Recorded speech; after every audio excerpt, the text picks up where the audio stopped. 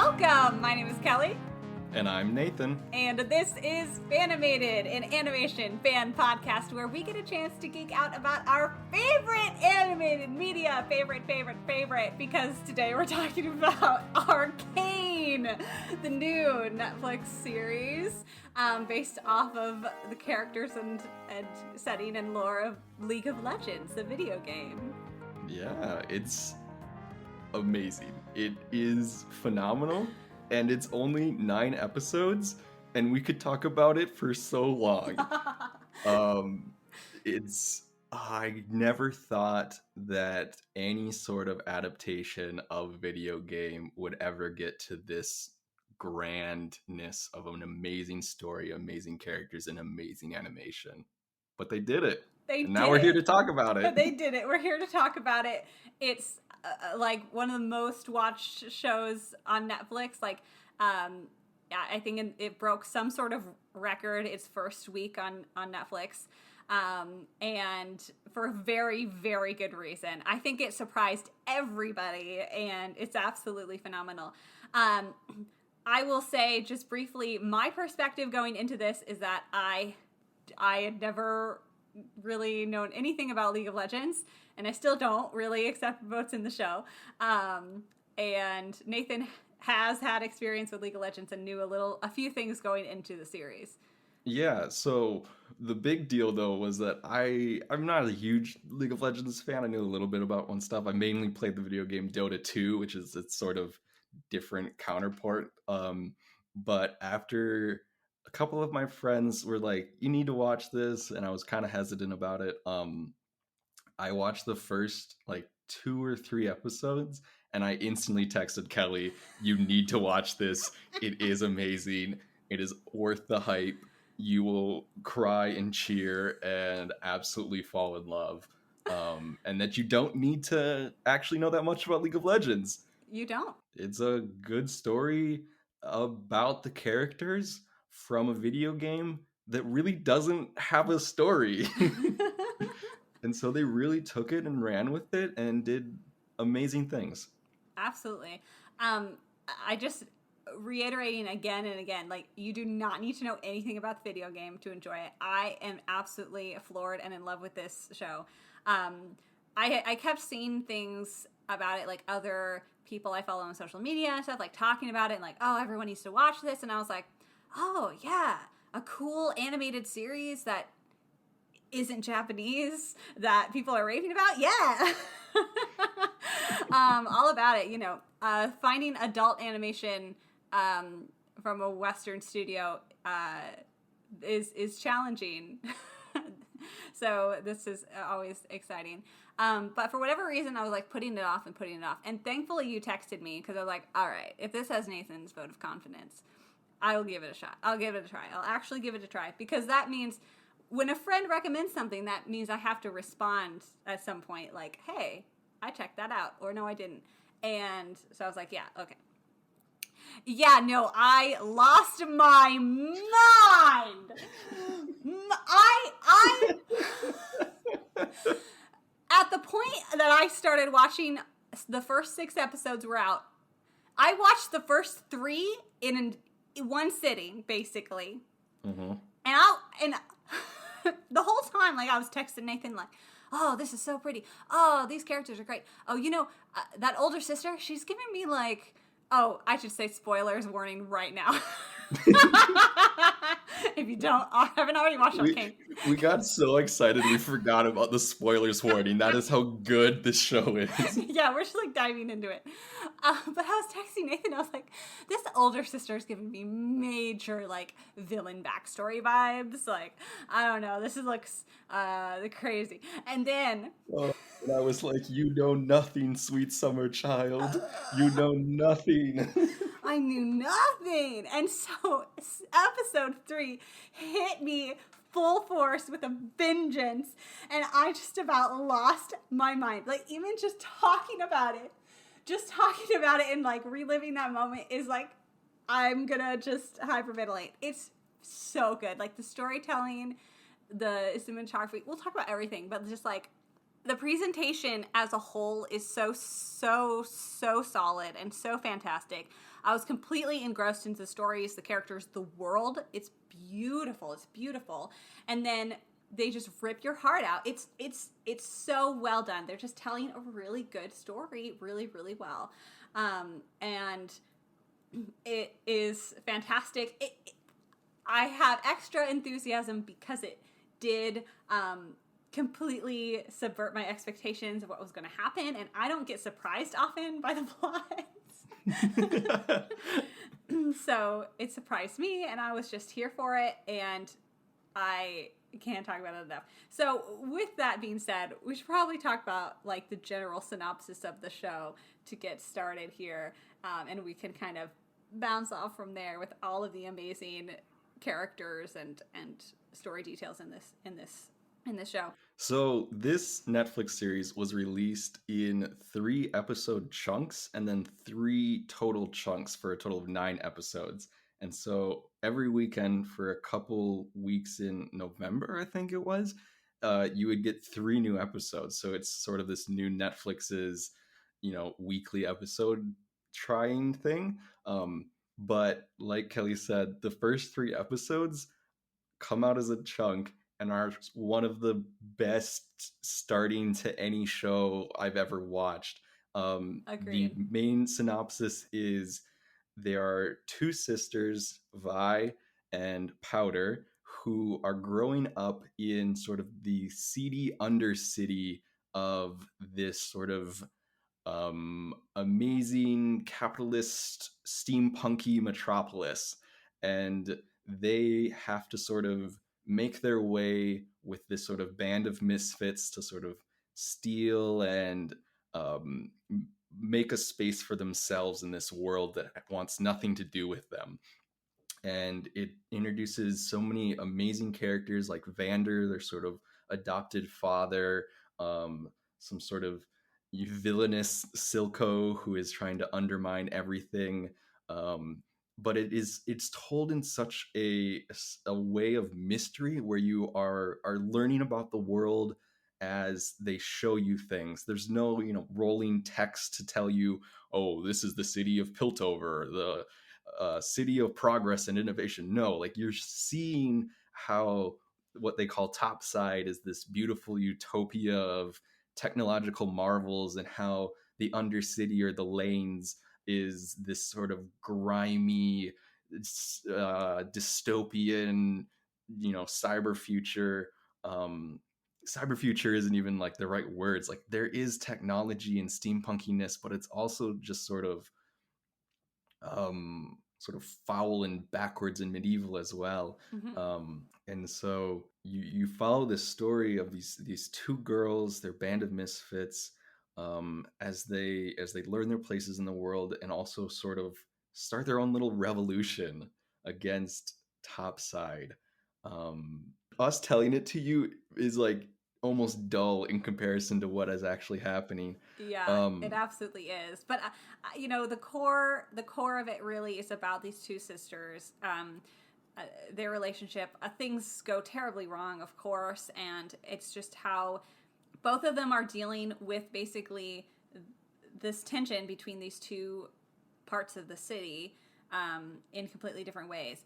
And then throughout that, you get all these other characters and all this other story happening that really revolves around this, like, being on the brink of war between these 2 societies within one civilization, and it's on the brink of civil war, basically, and you get the both sides of the coin, and that's what's so fascinating about the show too, is just how stark and different they are, like you said. And you get the like court, the council, the council of Piltover. Yes. So you're seeing all of these things kind of come together in weaving the narrative of this city, basically, and the creation of this technology and on all of that. But at its heart and in the center of it are these 2 sisters, and so that's kind of like where it's going and what's happening. And I'll say that, like, the sisters are definitely my favorite part of the show. They're my favorite characters, of course. Like, there's so much other plot happening. There's so many other really cool characters. But to be honest, sometimes I was just like, get back to Jinx. Like, she is missing for, like, a really long chunk in the middle. And I was like, this isn't interesting anymore. I don't care about these politics. Like, give me Jinx. So, like, it does have a multi-character cast, and it has multiple stories going through it. There's Jace and there's Victor and their discovery of hex tech and what it means for their world and their new inventions. And there's a little bit of the political espionage with Heimerdinger and Mel Marta that's going on. Then you get roped back into the Undercity with other characters, and there's the whole police force of the Piltover enforcers that are coming in with Marcus taking over as sheriff. Mm-hmm. It's wild, and I'm just stuttering at it. But like you said, the first 3 episodes of this chunk, when Vi and Powder are children, is amazing and brutal and absolutely beautiful and heart-wrenching, and also endlessly endearing. And then the rest of the 6 episodes are sort of like they it's almost like they had too much time, right? Like, they had to get so much into these first 3 episodes that they're so good, and there's no wasted time, and there's nothing like extra disciplinary going on. And then they had 6 episodes to do something, and they were like, all right, now we have space for things. And sometimes the space is beautiful and wonderful, and sometimes the space is just like, okay, all right, let's this is moving really quickly, but also we wanted to see some other things. But it's like, I have a whole history of multi-character casts, and me essentially latching onto one character and not liking anyone else. Essentially my hero Todoroki, right? Right. There's only one good hero out of a 20-person cast. I have the same thing with like Game of Thrones and like The Witcher in ways, and like things that have that sort of very fantasy storytelling of many story arcs. But like, usually in this show, you ask like, what's your favorite scene? What's your favorite character? And I'm like, all of them.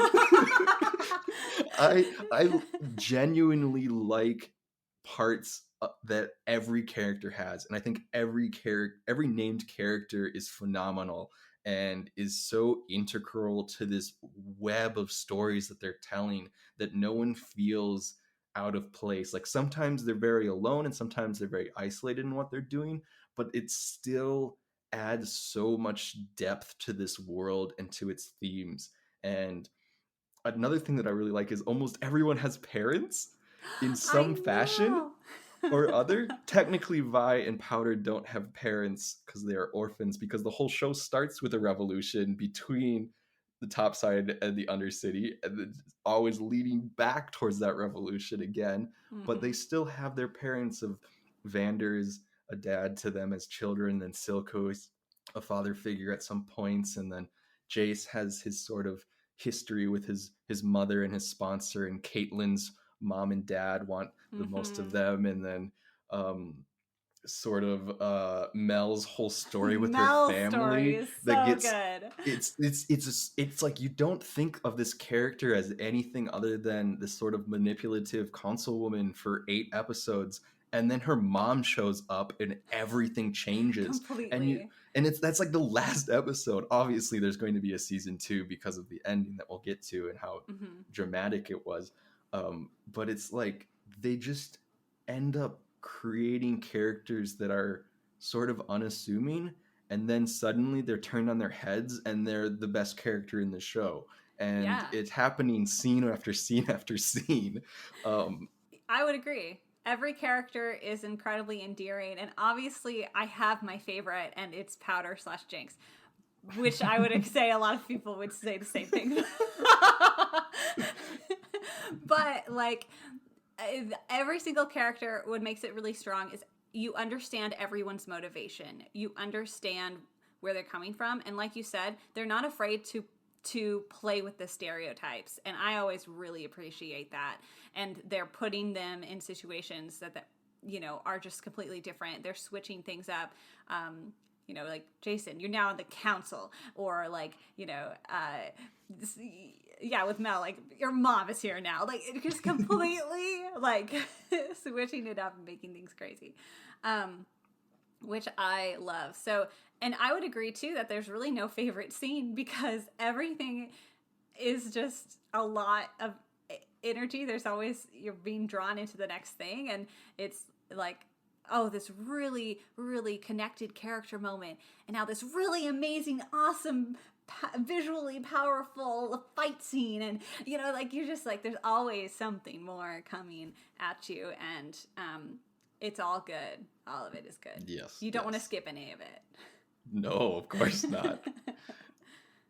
Okay, so even though we can't choose what our favorite scenes are because it's hard, like, what are maybe some of the memorable moments that really, really punch you in the face? Or that you just enjoy? Oof. Okay, so this is gonna be like, I'm using this scene as an example of like how impactful scenes can be, even just separate from all of the stories. But and I'm thinking of just like scenes that make me cry.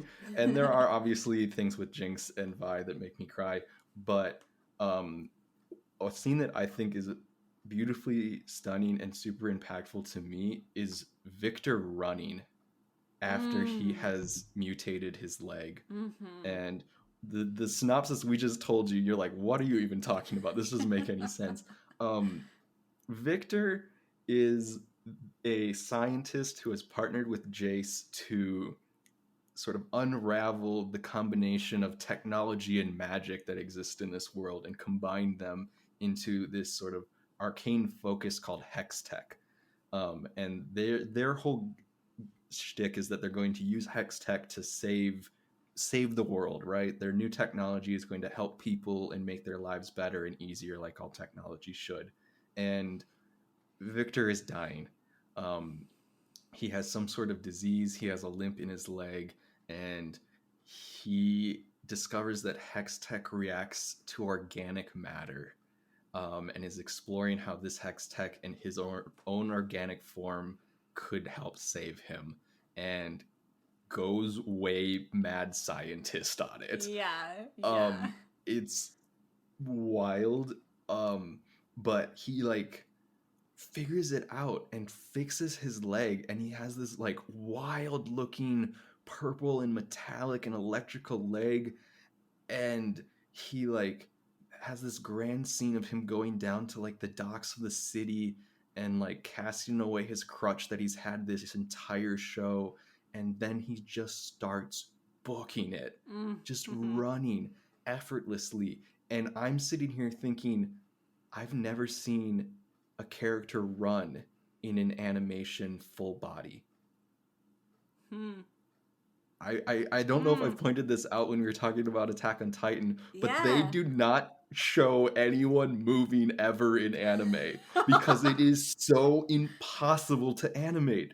And so they have amazing 3D animation and mocap happening. They have to have mocap happening in just the visuals and the mouth movements and the facial expressions of all of these characters, but just being able to see both the groundbreaking joy and hope in Victor's face as he begins to run, and thinking that, oh, my poor boy.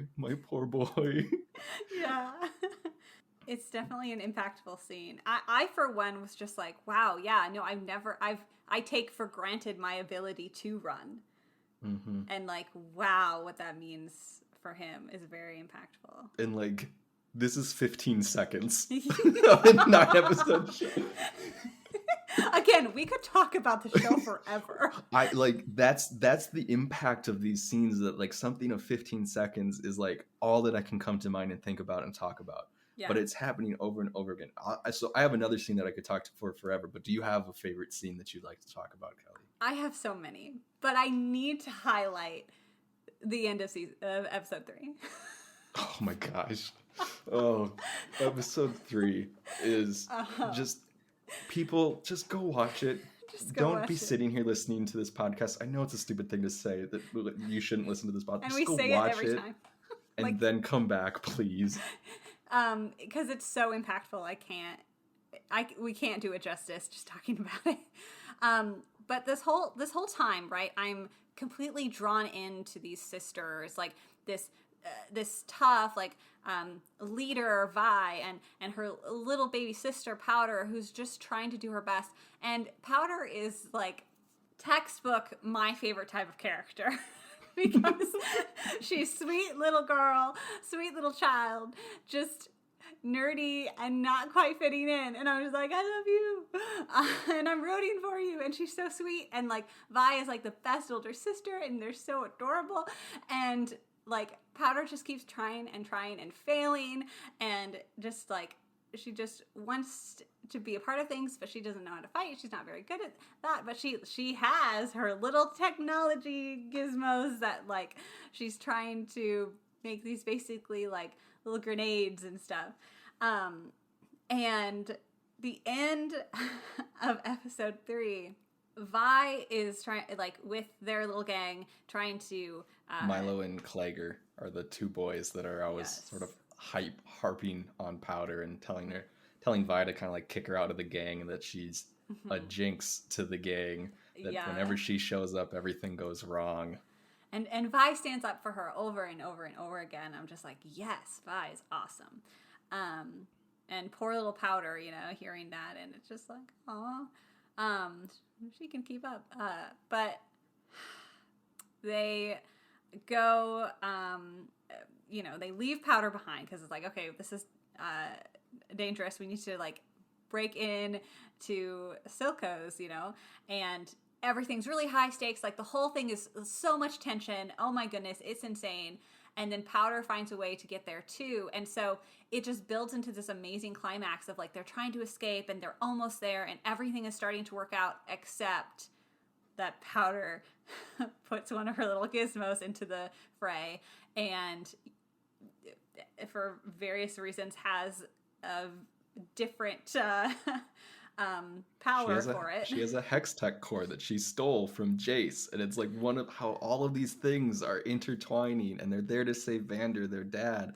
And Silco has this like magical poison called Shimmer that makes people super strong, and so there's this huge fight between everybody, and it's just building and building and building. And then Powder releases her little bomb thinking it'll be helpful. Yeah, that she can actually help. It works too effectively. Ugh. And like levels the building. It is insane.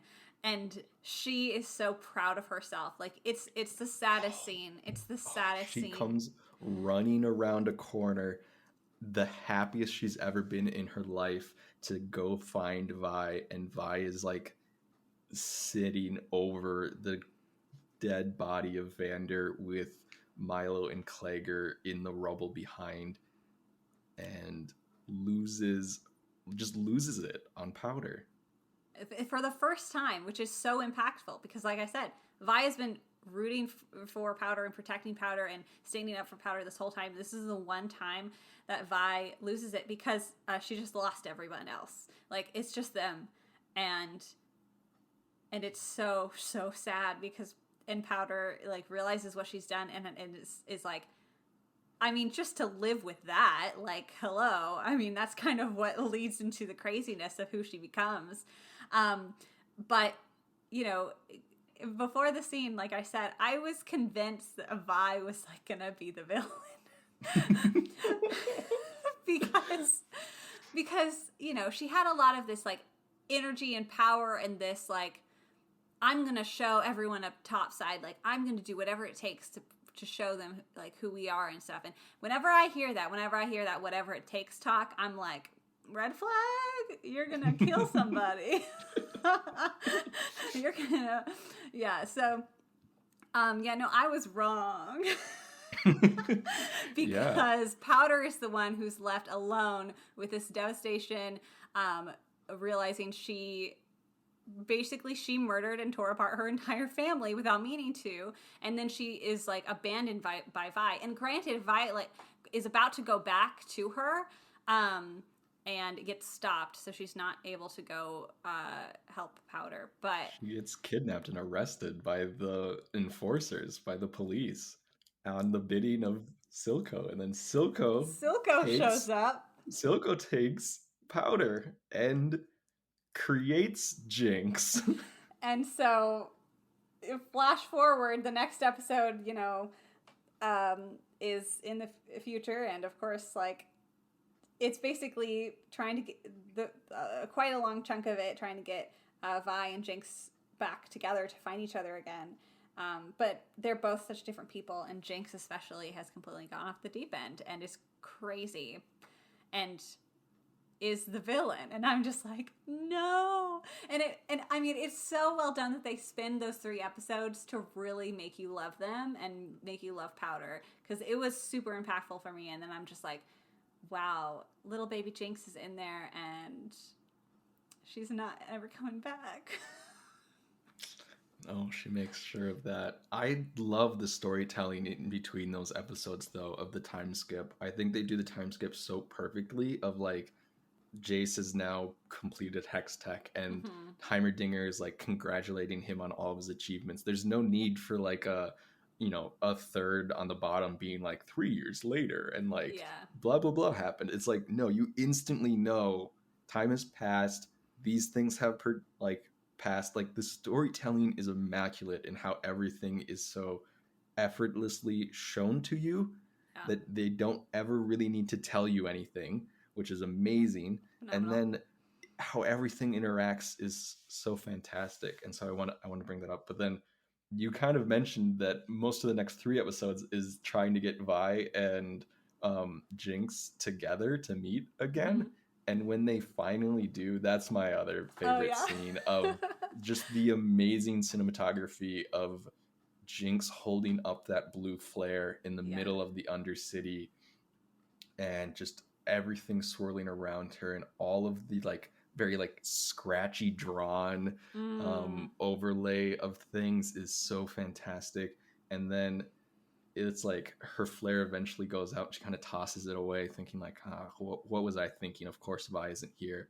And then you hear her Vi's voice from behind her, Powder, are you there? And like rushes over to her, and Jinx is just like absolutely losing her mind. And then the "Are you real?" When Jinx asks Vi, "Are you real?" it's just heartbreaking, because she is like hearing voices and is like having these like horrible psychotic breaks all of the time because of like sort of what Silco's doing to her, but also because of the trauma that she inflicted on herself. And so like Vi not knowing what's going on is just like, yeah, of course I'm here, we're together, everything will be all right now. And then nothing could be farther from the truth. Everything just continues to spiral and continues to get worse and worse. The cyclical violence is another theme of this show. Definitely. Of the cyclical violence spewed out from the systemic inequalities between the cities. Absolutely. Another thing I like about that scene, and I think that's a scene where, what are the firelights? The green? Yes. The green? Firelights. I was going to say fireflies. But the firelights are like this other, like, kind of vigilante rebel group. And they're amazing and fantastic. And it looks beautiful when they fly around. They've got, like, flying skateboards. But they, like, I think it's like all coming to get Jinx, because everyone's after these crystals, and Jinx has these crystals.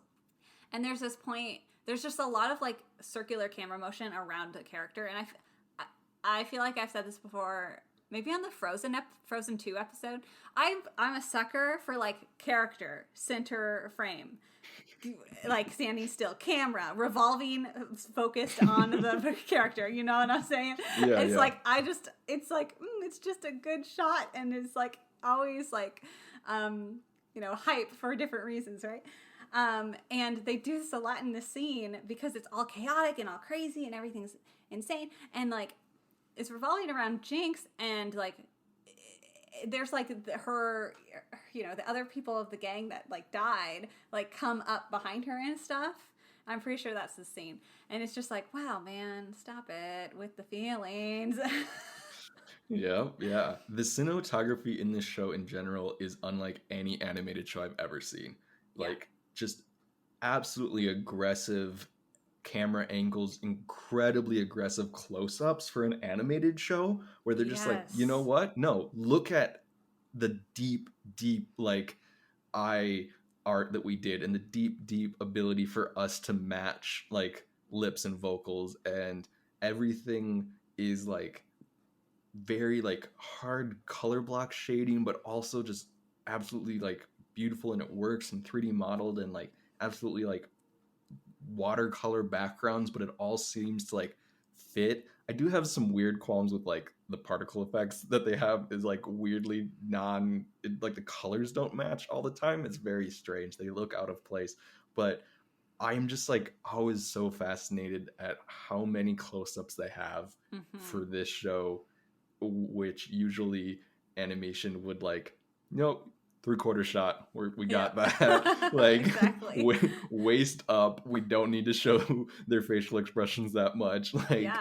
definitely no legs because we can't animate people walking. And they're just like, no, we're gonna like absolutely aggressive movements. Everything that Jinx does is like so fluid and like rubber band like, and Mm-hmm. her freaking giant braids that The are going braids every which are going way. everywhere all the time.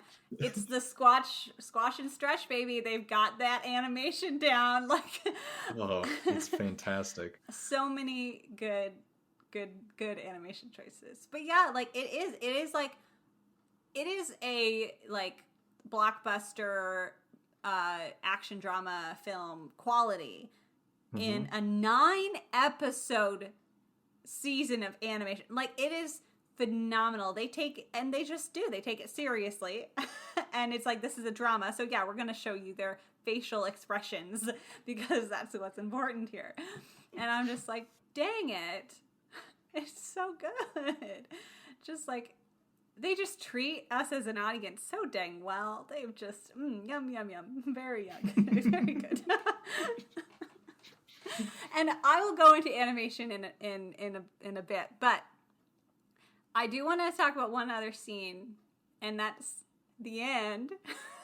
Ooh, the very end. The end, because there's this dinner, and Jinx is kind of the in power here, and again, she's crazy. She keeps going deeper into insanity, and like Vi is there, and I was gonna say Lisa. What's the enforcer's name? Caitlin. Caitlin. Caitlin. I knew it was one of those, like, of course it's Caitlin. Vi's girlfriend. Vi's Come girlfriend. on. I care about Vi's sister more than her girlfriend. But Caitlin's also awesome. And Silco is there, and it's just like super high stakes because she's like, am I Powder or am I Jinx? What's going on? Like between Vi and Silco, who are both have been telling her different things, right? She's like, what's the truth? And it's very high stakes, very, very just like on the edge of your seat. You're like, what's going on? And she's like, she's crazy. And basically, all of that to say, like, she ends up killing Silco.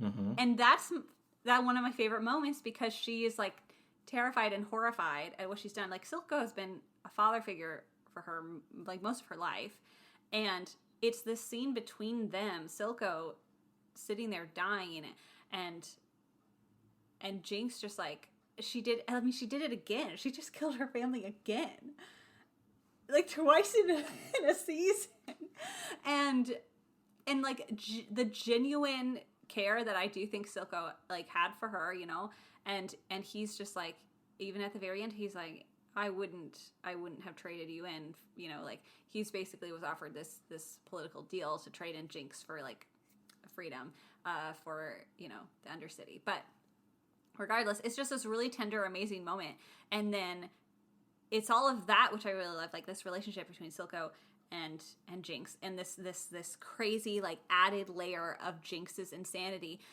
and the after that the ending that we were kind of hinting to, Jinx decides to the, firewood has all been gathered. We just need a spark to like start this like war.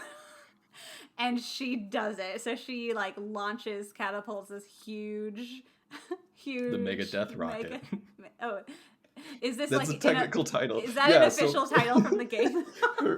So like you've been getting in all these fight scenes, the actual like playable heroes have been getting their powers slowly, of like Vi getting her giant gauntlets and Jace having his hammer, and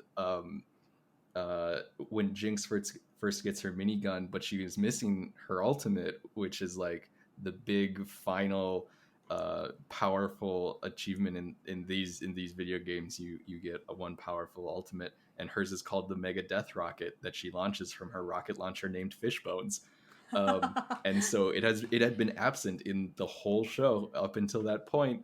And then she takes her Hextech core, slips it in, and has this giant like shark-shaped rocket launcher that releases just a giant missile that has a face painted on it that's aimed directly at the council, and it like shatters a window, and you see all the shattered lines and the face that she paints on everything, and then the whole thing goes black and the show's over, and you're sitting there like, oh my god, what just happened? Oh my god, oh my god, oh my god, oh my god. And the council was just about to vote to like not start a war.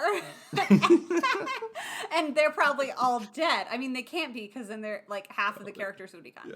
But like it's aimed right for Mel, and I'm like, stop it. But it's like this huge impactful moment, and Vi loses her sister in that moment, and for me, and us as an audience, like it solidifies, Silco is gone, Jinx is the villain. Mm-hmm. That's the switch that has been made with that, you know, and it's just like, whoa, yeah, Powder is for sure Gonzo, and now we as an audience and Vi will have to deal with reconciling that in the next season. It's so good. And like, because of like my bit of history with the game, like I know like where all the characters are kind of going, because they exist as adults in the video game, right? Like the playable characters have the taglines of Jinx, the loose cannon, and so like what is going to lead to where for a lot of these characters. And so Kelly told me not to spoil any of the other characters, but like there is clearly things that shall happen with some of the other like playable characters, we'll call them. Okay, that's yeah, I'm like, don't spoil it, because I don't want to know, because like one of the joys is going into this blind and not knowing anything, and it definitely has lots of nods for people who know the game, but I'm just like, stay away from it. Like I just want to be surprised. It'll be fantastic. Yeah, let's make it clear right here. I do not support the League of Legends video game. Like, if you like this show, do not go play League of Legends, the video game. They are not alike in any way. League of Legends is this weird, toxic gamer bro, like 5-on-5 battle royale, no story, no, panache, no grand visuals. It's just sort of like a toxic fighting arena that is kind of past its due. We'll get into it now. I've been putting this off, Kelly, but we'll get into it now. So I've played maybe 15 hours of League of Legends. I really liked the game Dota 2, which is an equivalent version, and I think a more accurate original to the original genre of MOBAs throughout college. So I've always had a rivalry with League of Legends. I did really like playing the League of Legends card game called Legends of Runeterra. I thought it was very interesting. It was a very free-to-play type thing. But like Riot in general, the company that makes these video games and sponsors this show, isn't a good company. They have been sued by former employees for gender discrimination and sexual harassment. Which is not surprising of video game companies, unfortunately. Yes, incredibly not surprising. And one of the main reasons that I stopped playing the card game was hearing that their CEO, who was part of this accusation, was like acquitted on all accounts, even though like you totally like you can't have been the CEO of this toxic work environment and just continue to be as part of it. So that was why I was kind of hesitant to watch this show in the first place. But you and a couple of my friends were like, well, really, you need to support the animators. They did a really amazing job with this. And some of my other friends were like, well, there's no, ethical consumption under capitalism. So what are That's you also doing? fair. Yeah. Just go watch a really good and well put together show. Yeah. And so, interesting enough on this, you actually reported in episode 9 of Fanimated when Kelly tried to do animation news in one episode about the lawsuit against Riot back in 2018. But I do have a good update from this that I didn't tell you yet, and that was on December 27th of 2021. That lawsuit was settled, and the plaintiffs, the women who formerly worked for Riot, were granted $100 million from Riot. Yay! So, is it, justice? Is it equivalent? Who's to say? But they won out. The lawsuit was originally going to be settled for something like $4 to $10 million in 2019, and the state of California said, no, how about $400 million? And then they fought over it for 3 years and eventually settled it technically through arbitration, which is sort of like out of the courts, which kind of sucks because then no like criminal complaints can be filed really. But it was kind of a wake-up call to Riot. I looked over some of like their actions that they've taken since the lawsuit and some of their diversity and inclusion type of things, and they say that 20% of their workforce in 2018 was women, and now it's 25%, which is trending in the right direction, but could be better. Could be better, guys. Could be better. Could be a lot better. Could be a lot better. I'd love to know the statistics on how many of that 25% are in managerial positions. Ooh, actually, I think they had that. I think it was roughly the same percentage, actually. Okay. Okay, so that's not bad, actually, if it's like keeping up with the percentage of women in the workforce. Yeah, and so like they were talking about all the actions they said, and they like really reprimanded one of their C-level suites. I think it was the COO, who was sort of listed over and over again as one of the perpetrators of this discrimination and harassment. And they hired a chief diversity and inclusion woman to represent all of the sort of diversity requirements and needs. Requirements are not the right word for this, but you kind of know what I'm getting at. Absolutely.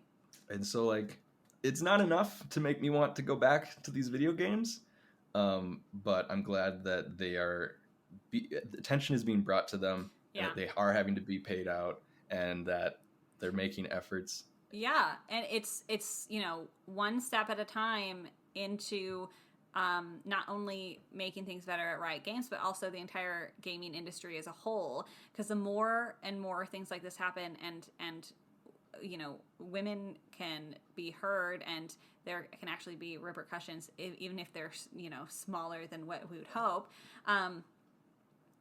That's laying the groundwork for more people to wake up to it and hopefully change things before things are bad, and also like gives other women if they can talk about it, then I'm going to talk about it too. So I'm glad that that's settled, and just gotta keep our eye on these companies, and I agree. Like, I don't think it's not could be better, and you don't have to support Riot Games. Here's hoping it gets better, or support video game companies that are more equal. So yeah, I'm glad you did some research on that and had some updates. Yep, 3 years in the making. When's the next animated news episode coming out, Kelly? Never, because I tried one episode of animation news and realized it's too much work, and also I got most things wrong in that episode anyway. It's a lot more research and making sure my facts are correct, and I don't want to have that responsibility. I'd rather just like verbally process about how cool a show is. Yes, yes. Speaking of, let's talk about animation. All right. So let's just throw Riot Games in the trash for a second and talk about the actual heroes of the show. Fortiche, I hope I'm pronouncing that wrong. I say this every time we talk about anything French, but je ne sais pas, je ne peux pas français. But Fortiche is the animation studio that has brought us this gem of a show. And right when I started watching it, I was like, who made this? Where is this from? This is fantastic. This is like a Spider-Man Into the Spider-Verse levels of awesome. Like, I need to know what studio is working on this. And I was like, a Fortiche in France? Who is this? Like, I've never heard of them. They like didn't have a Wikipedia page. I was like, who are these people that just come out of seemingly nowhere and create like the best piece of media of 2021, period. Ooh, big claims on this episode after just doing a whole anime's best of 2021. Okay, anime game was strong this year, but I'm gonna be real with you. Arcane is my favorite thing of 2021. Wow. I'm going to go with recency bias, but yeah, you can have this. All right, that's fair. That's fair. Ask me again later. Maybe I have changed my mind. But right now, I for sure am just like, Arcane is fantastic. So anyway, Fortiche, I was like, this is like insane. So good. And yet I've never heard of them. It turns out I have heard of them and have seen some of the stuff they've done. I just didn't realize it was them. So Fortiche has been connected with Riot Games for a very long time. The studio was founded in 2009, and they've worked with Riot Games for lots of trailers for the game, like character trailers, etc. And have worked on. This is what I've seen before. I have a friend who really enjoys that, the Pop Stars music video, and that whole thing. I don't know. Have you heard of this or know what that is? The is this the like K-pop group they've made with the League of Legends? Yes. Oh my gosh. Oh, what are they called? They have a specific like double entendre name, like All Stars or something. Oh, what are they called? I didn't write it down, so I don't know. But I will say that music video is a bop. And the animation is really good. Oh, okay, yeah. They're called Pop Stars, but they're called KDA. Leading after the very like BTS three-letter acronym, but KDA is technically your kill death assists ratio, which is how you keep track of how good you did in a match. Wow. Is comparing how many kills you got versus how many times you died versus how many assists you got. And so yeah, so they're a pop group of a bunch of the female characters that they've created fictionally in this yes. world. This is called KDA. So there's a lot of levels to this. Yes. Oh man. And so they animated that music video and several other things for Riot Games. And they've also done, other music videos for like Imagine Dragons. And they animated the first television series Rocket and Groot for Disney XD, which I have not seen or taken a look at. There you go. So they have been working behind the scenes there. And from what I hear of people who do play League of Legends, sometimes the trailers and stuff are the best part of the game anyway. It has had some, visual reworks over the years. And Riot does do an amazing like design of everything. I'm always sort of disappointed that they always stick with all of the humanoid humans when they do anime or animation like this, and that was one of my disappointments in Dota 2 is like they have wild heroes, and you got that a little bit with like Heimerdinger being like this sort of yordly dwarvish gnome furry character. But they have like literal space dragons and like giant temporal nightmares and like big fish people, and those don't get put in the animation, and I was like, but you could. And they did put a lot more different races in this one than they did in the Dota animation, which I like to see. But yeah, there's room for expansion in the series. Wild character design. Which would be really cool. And speaking of character designs, that's one of the things I want to talk about. Because of course, this studio is taking from the designs of the game already. And so they have a lot of, like a base to work with. But even with that being said, their character designs and costume designs are absolutely stunning and fantastic. I'm just like floored. Everything is, it's just so good. I love aesthetics. I love aesthetics so much. I will just like, I will love a villain even if they're the worst person in a show if they have a cool aesthetic. Like it's like that. And so beyond loving aesthetics, I love color coordination. And so freaking everything that Jinx does is pink, purple, and blue with an emphasis on blue, and everything Vi does is all red. I want to be Vi so bad. I love red. I want to punch things and be angry. It's fantastic. And then Caitlyn has a wonderful purple aesthetic. I rewatched everything this week in preparation of this podcast. They kept Echo's green that eventually led into the green of the firelights since the beginning. Like everything that he was doing when he was a little kid has green motif around it. Really? Which that's is so really, subtle. really cool. Yeah, it's so subtle, but also so cool. Oh, the gold of Mel Madara is fantastic. Yes. Like so much of their aesthetics and things.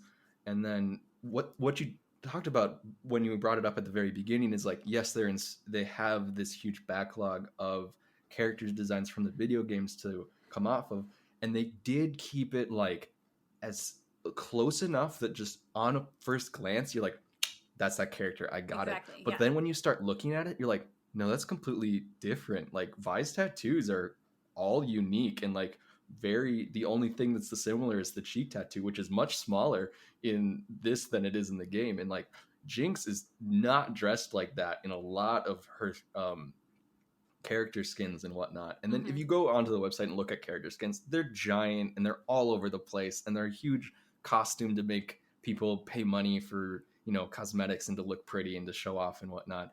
One of the most interesting things about character designs compared to the video game is Caitlyn, so the enforcer character, who sort of befriends Vi and is out to try and solve the mystery of what's going on with all these stories.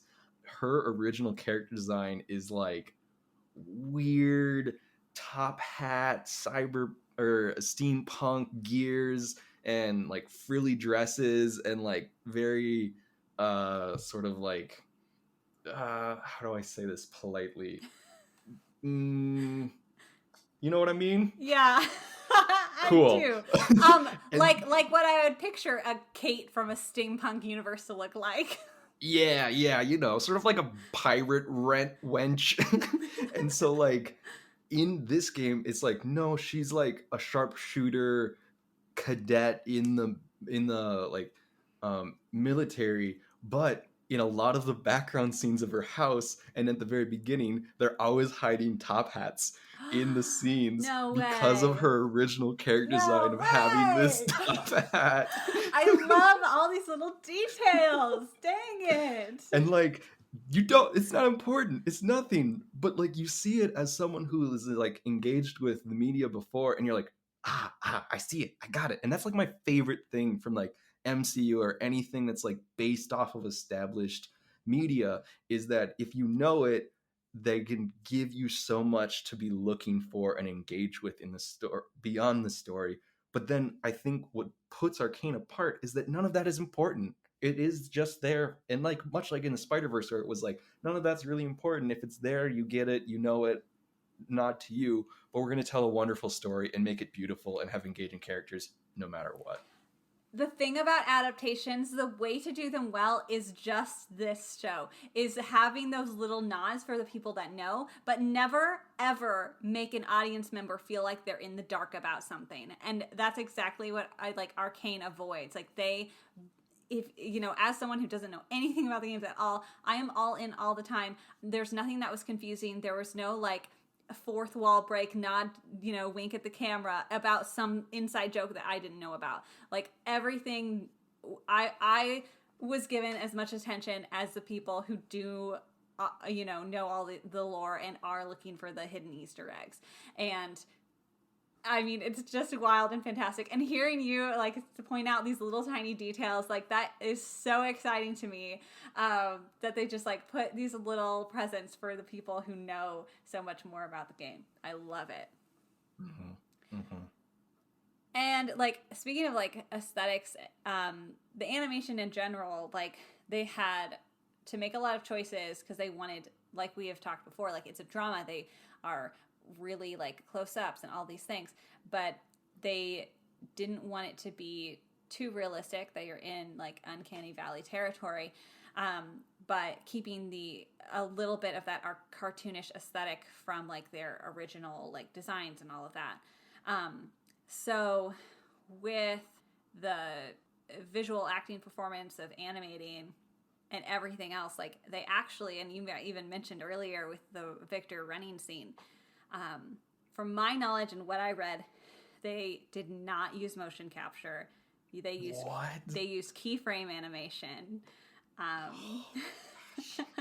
Now, it could be for certain scenes, maybe they did, but from what I read, it was an explicit, we did not use motion capture. They used hand-drawn keyframe animation. Yeah, no, it's absolutely insane. This entire show is insane. I don't know how they do. It is so good, I don't believe you. I don't believe you. I know that you would not lie to me knowingly, and I know that you put research into this. I don't believe you. There's no way they got the facial expressions they did or the movement that they were able to create. Some of it, yes, some of the very, athletic and whatnot movement, maybe I could see that with their stretching and whatnot, but no way. No way. You can see it in some shots, because they will bend and stretch certain objects as they move, just like you would in traditional 2D keyframe animation, to make it seem as if it's moving faster than it actually is, for example. But, and again, like, there could be moments where they did, but a lot of it, at least, was keyframe animation, which is absolutely insane and makes it all the more like, wow, this is absolutely fantastic, and props to everyone who worked on this. It's absolutely insane. It's insane. I'm just shaking my head. You can't see it, but I'm shaking my head. Oh my goodness. Yeah, even more craziness. Like, obviously this is a blend of 2D and 3D. All the backgrounds are beautifully hand painted digitally. Absolutely stunning. 3D models with, of course, 2D effects, 2D details on models.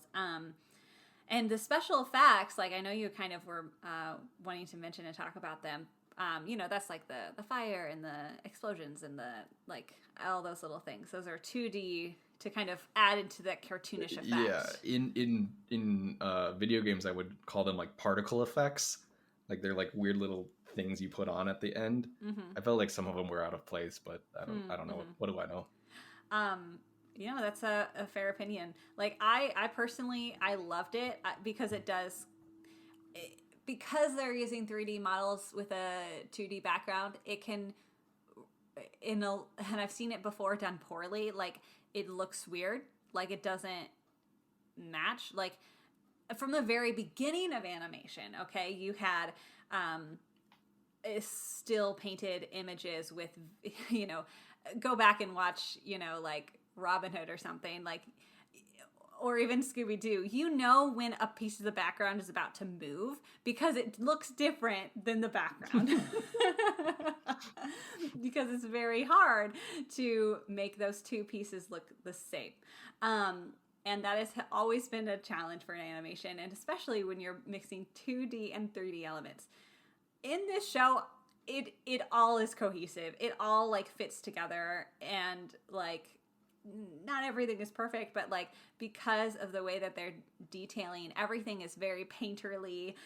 Like the characters like fit into their settings so well, and I think those 2D special effects help with that aesthetic of like this is still cartoony and still like part of this 2D environment, even though this is like a 3D model of a giant gun. Like, so it's a lot of all of this crazy stuff combined.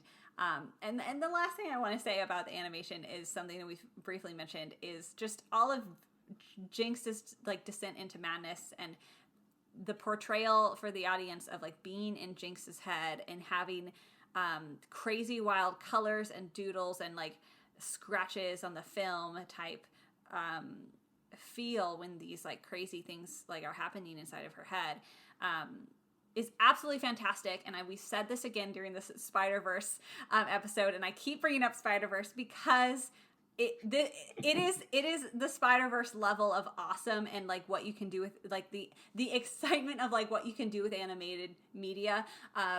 It's the same idea, because you can't have those kind of effects and that kind of you cannot have the same jarring, crazy look into Jinx's head if this was a live action series. It would not, like, because like I could see this as a live action series, but you're not going to get that same jarring, unhinged like look into Jinx's mind, because they're using the animated medium. Like yes, this is just as good and solid and like well produced as any live action film, but like they're still acknowledging it as animation and utilizing the strengths that animation has to their complete advantage. And I just like applaud every single person who worked on the show, and I'm so excited to see more of it. Yeah, there's a war brewing. There's more to come. Brewing. So maybe that leads me into my question, and like again, I don't want like super spoilery bits, because you have some more insight into it than I do, but maybe just a general, what do you want to see from the next season? Ooh, what do I want to see? So I don't know if we kind of articulated throughout this whole show, but like one of the overarching things is this cyclical violence. And so it's like it started with a war between the two cities and it's ending with a war between the two cities. I'd love to see them somehow resolve this cyclicalness. And like one of the things, I don't think this is a spoiler, but like one of the things that the Undercity is trying to do is like gain their sovereignty as the nation of Zon. And in the video game, the Zon is like a thing. Like the region is called Piltover and Zon. And so like I know Zon will exist, and so I want it to like actually resolve into Piltover and Zon, right? Yeah. And so but like this is hopefully that wasn't too much of a spoilery thing, but like that's what I have on a lot of these characters, is like I know where they will be because it exists in the video game. And so I'm excited to see where they get to, point C on this A to B to C point, right? Yes. So that's like one little thing. One thing that isn't any spoilers though is that this is one city in this world, and there are, I think I counted them up earlier or something, there's like 7 or 8 regions. Oh, And you wow. got a little view of it where Mel's mother, Miss Marata, came in from Noxus. And so Noxus is like a very like military, we solve all of our problems with war, might is best, like we are the strongest.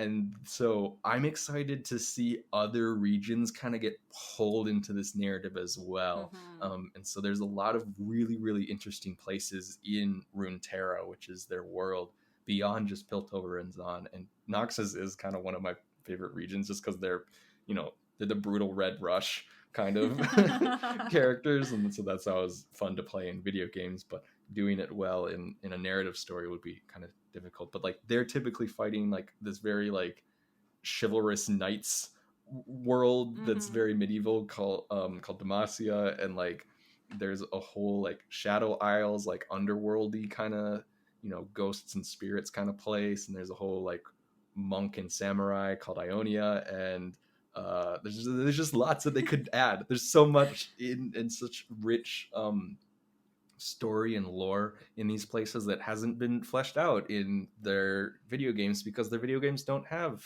narratives, right?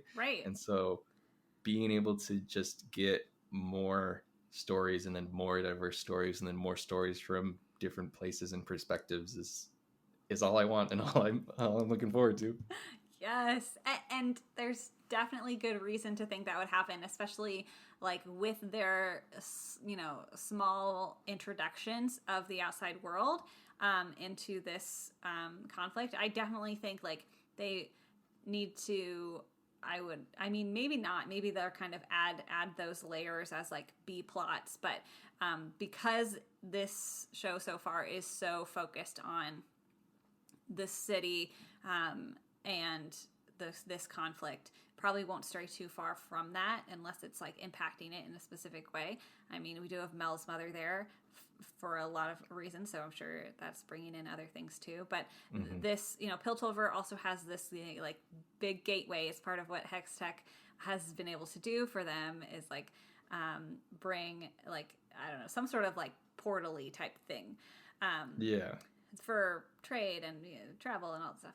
So it's kind of a good place to start their story if they want to expand to other places, because it's like, oh, we have a central like location that we will know. But yeah, I really hope that they do that in the future too, because it just the fact that there's so much material they could go off of and could create like side series for would be really cool, depending on how things go. Side series would be so cool. It would be so cool. Like an entire, Tales of Arcadia-esque group of Netflix series that all come together. Like when I was thinking about this, I was like, man, I just want to see more of Jinx. Like this is so obvious, like of course. But I do. She's crazy and insane, and now that she's the villain, it's just like, I love me a good villain that I like, and especially I'm just such a sucker for that good, innocent, naive child, and they become this villain, and I'm just like, I see you. You're making mistakes, but you're in for it now. Welcome to the dark side of villain love. Yes. Very excited to see more of Vi and Kate. Like, we kind of glanced over it, but they are like a super fun pair to watch, try to figure things out, and detective and whatever and all that. An actual lesbian couple in my animation? How dare they? No, it's wonderful. It's wonderful. It's so beautiful to see them just. It's natural. It's fantastic. And it's not like it feels right. It's not like a summit like. It's not like taking like, I don't know how to. Don't take this the wrong way, but it's not like checking a diversity box. Yes, I didn't really want to say that because but like genuinely, yeah, like it feels like a genuine character decision, and it feels it builds the story, right? That they have Mm-hmm. this deep personal connection between each other as someone from the top side and someone from the undercity. Like, Exactly. yes, like you can make it work. Also, I think Caitlyn's technically the only good aligned good character, right? In the show. Like she's Yeah, technically the only one who's like has righteous motives. Everyone I would else is agree. like on both sides is like very self-serving and very Yes, selfish in a lot of yes. their things and a lot of their motivations, and well, they're like getting manipulated in a lot of ways on all sides, which was one of the most amazing storytelling is how like suddenly one way that you were getting pulled suddenly gets misconstrued from a different character's perspective because they Mm-hmm. only saw this one conversation.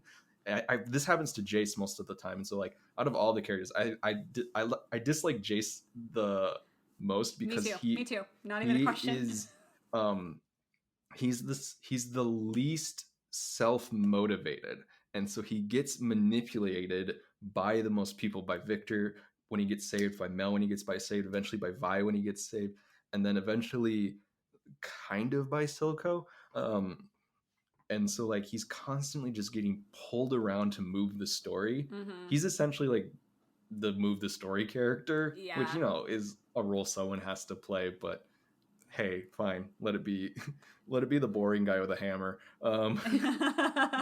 Yeah, he's not interesting. It's not. It's he's not interesting, and it's like his backstory is kind of cool with his like his mom and his interaction at a young age with magic and how that worked, but like they don't delve deeper into it, which is a bummer, and maybe they will, but um I mean there's a lot about the whole magic thing and these like wizards or whatever that maybe they'll go deeper into, um which would be cool, especially since they've mentioned it enough. You'd think that they would. um but yeah, no, Jace is boring person A, and I just don't care.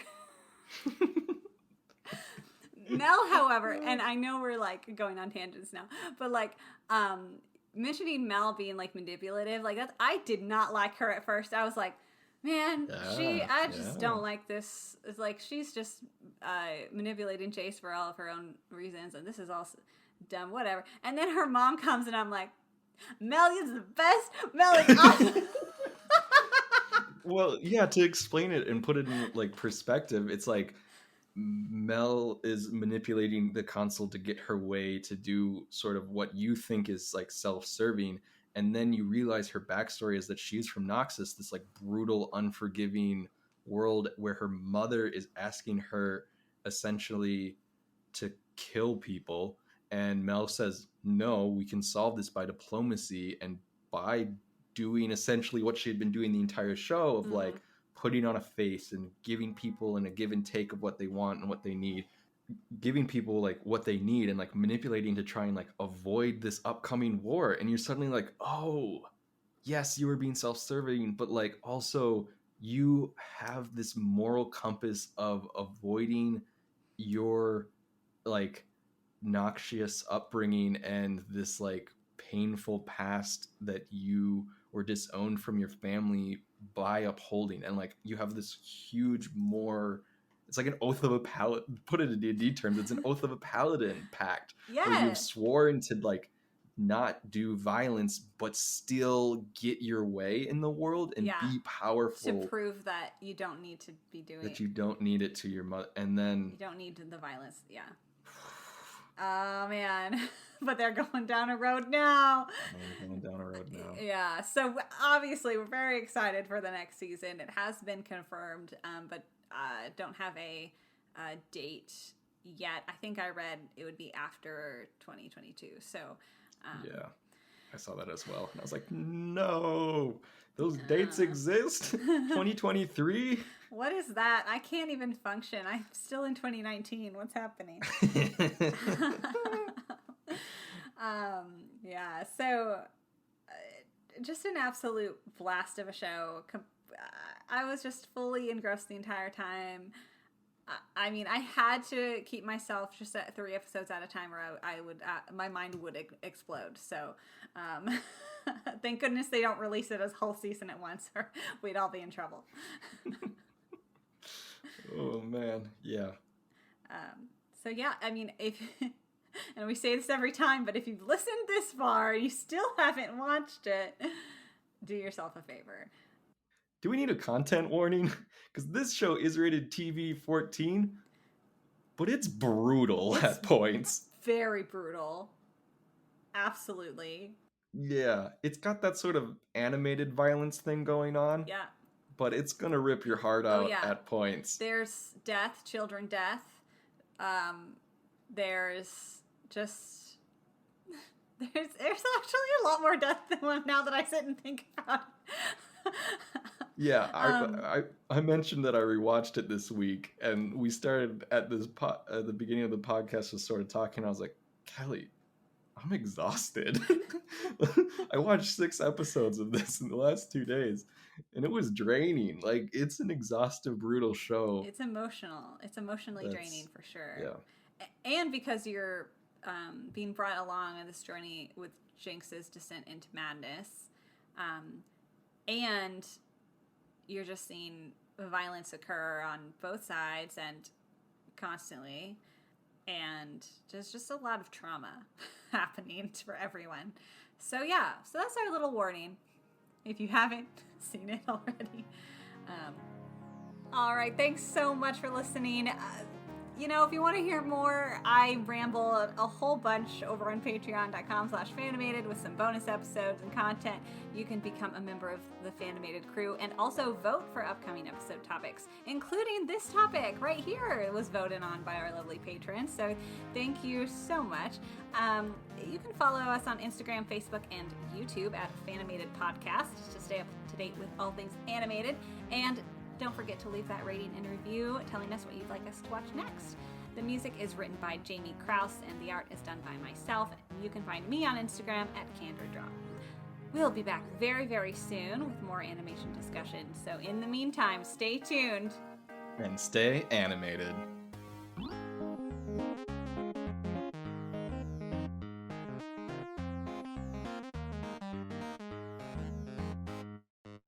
Oh, and then I have a list of all of the playable characters. if you care who is actually in the game. Is Echo like a real? Yep. Okay.